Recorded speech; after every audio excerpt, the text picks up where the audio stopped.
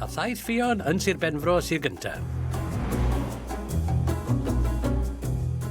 Does dim cysylltiad wedi bod rhwng y pedwar cyn i'r map gyrraedd drwy'r post. Map cynta, Cwm yr Eglwys.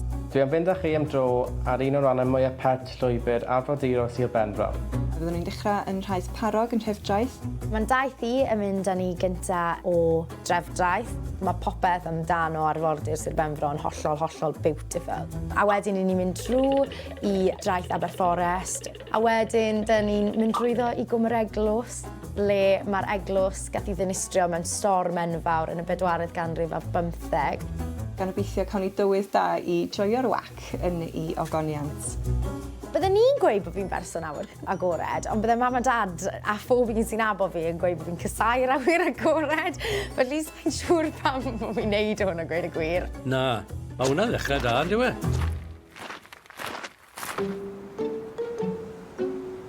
Mae'n fore tranodd y noson gynt a pharti anferth wedi bod yng nghartref ffion. Sim lot o hoel trefn nac arweiniad â ni. Sim sŵn ma nawr.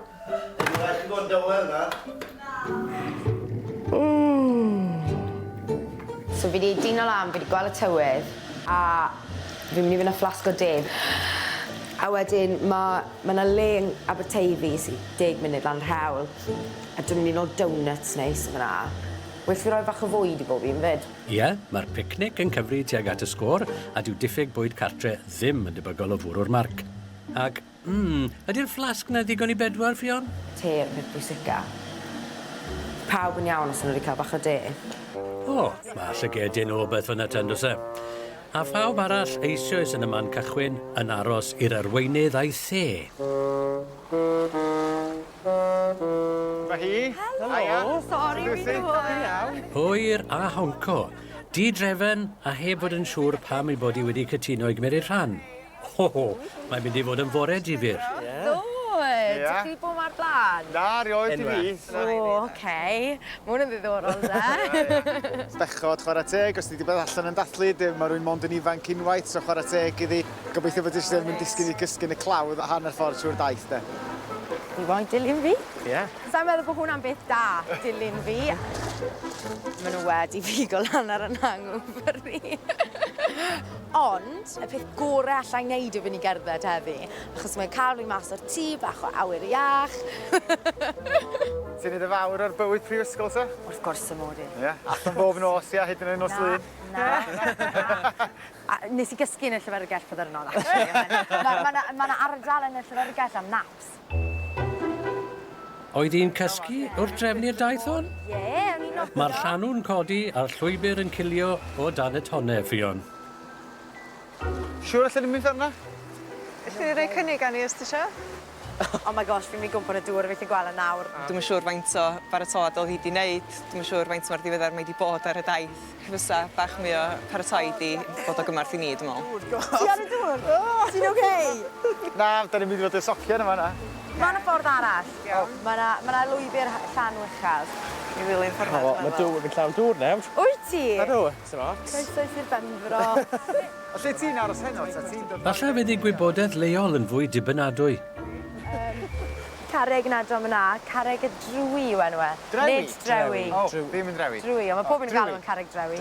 drwy yn Disney. A beth a hanes yn ôl iddo fo? Sa'n gwybod y O, hanes. reit, oce, reit. Mae hwnna'n ddiddorol ffion. Mae'n gwybod lot o hanes y llefydd yma, dim yn siŵr am rei pethau, de, ond chwarae teg, mae'n gallu diddannu ni reit dda. Beth ti'n dweud eto? Drywi. Ie. Drywi. Fi'n meddwl maen nhw'n joio'r golygfeydd, achos, chymod, os nag ych chi, wedyn dim problem fi yw hwnna, problem chi. A sôn am broblemau, mae yna rhywbeth yn dechrau poeni gethyn.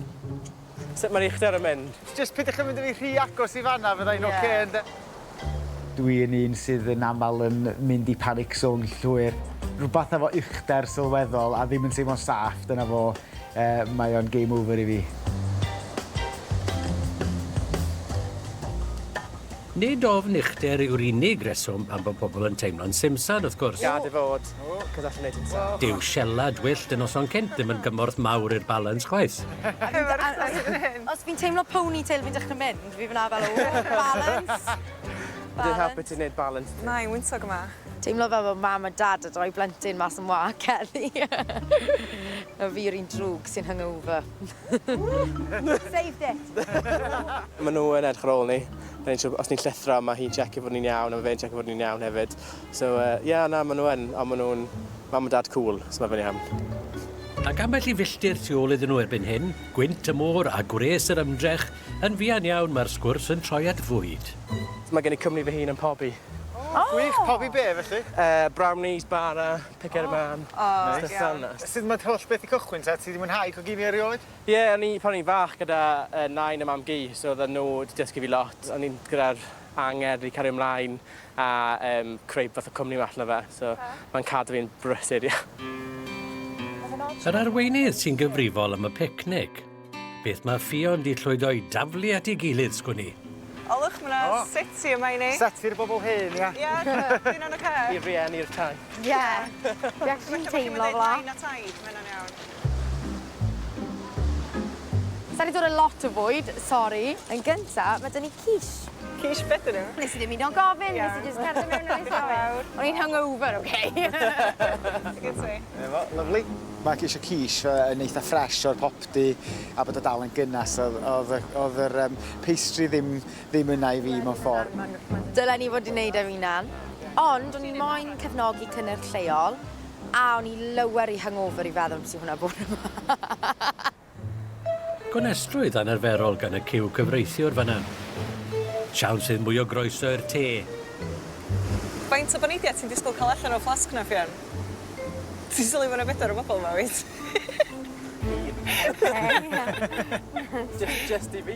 Chys i'n panad, dwi'n dall faint o'r paneidiau o de neu di-sheds oedd hi'n disgwyl cael allan o'r flasg na, ond o'na'n bedwar yn mynd i ddod, de. Dwi'n meddwl panad fi. Di-shed?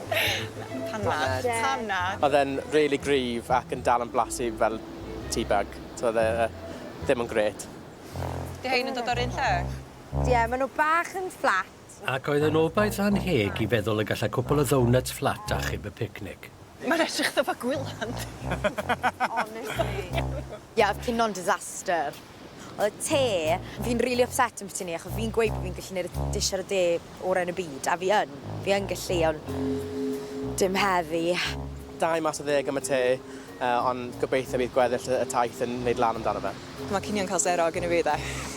O, ddim y ddrwg i gyd, e?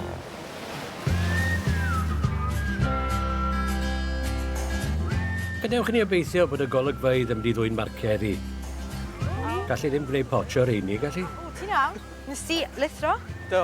Mam bellwaith morloi mas yna. Yn siŵr weles i. Mae'n groesawus ac yn naturiol. Mae hi'n tywys ni ro'n trwle sy'n agos at i'n chalon hi. Mae hynna wastad yn braf i fod efo rhywun sy'n teimlo'n angerddol am rwle. Y picnic panto nawr yn atgof, mae hyd yn oed y gwybodaeth leol yn gwella.